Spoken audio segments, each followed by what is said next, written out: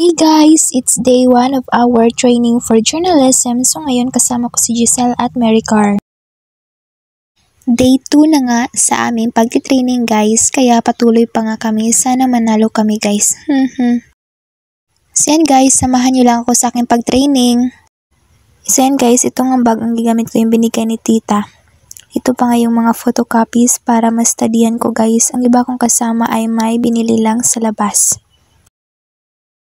Dito nga sa tabi, nandito si Jane Rose at saka si Mel. Natutulog si Mel guys. Si Jane Rose naman study first muna siya. So guys, it's 12:02 PM at kakain muna kami. Nag-aantay lang ako kina Jane at Luisa dahil bumili lang sila ng maulam. Diyan pala kumain yung mga kaklase kong lalaki guys.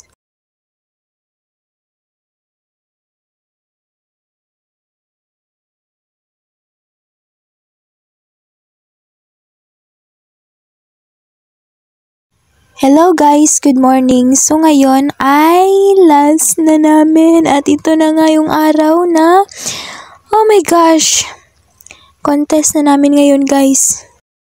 So good luck to all campus journalists, especially to me. Oh my gosh, sana makaya ko ito. Kahit third placer lang. So ayan, outfit check. So yan guys, papunta na ako sa aming paaralan. At nandito na nga kami guys sa Upaw. Ayan, ang daming tao dito guys. Nag-start na yung program. Kinakabahan ako guys, mamayang 2 PM pa naman yung contest ko. At kinakabahan talaga ako. Palagi talaga akong nagdasal guys na kahit third placer na at least may pagmalaki ako ni na mama tsaka ni teacher. Sana magawa ko yon guys.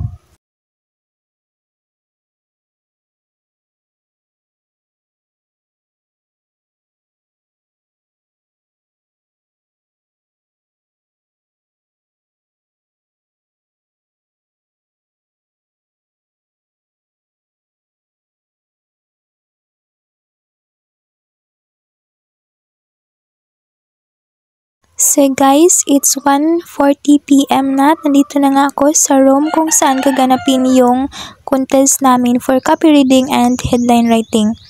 Sabi ng proctor guys, antayin lang namin yung isang contestant dahil hindi pa nakadating. Ang saya talaga sa feeling guys na may makuha kang memories galing sa iyong paralan. Especially itong journalism guys, hindi ko talaga ito makalimutan as in. So bye guys, hanggang dito lang muna ang aking vlog.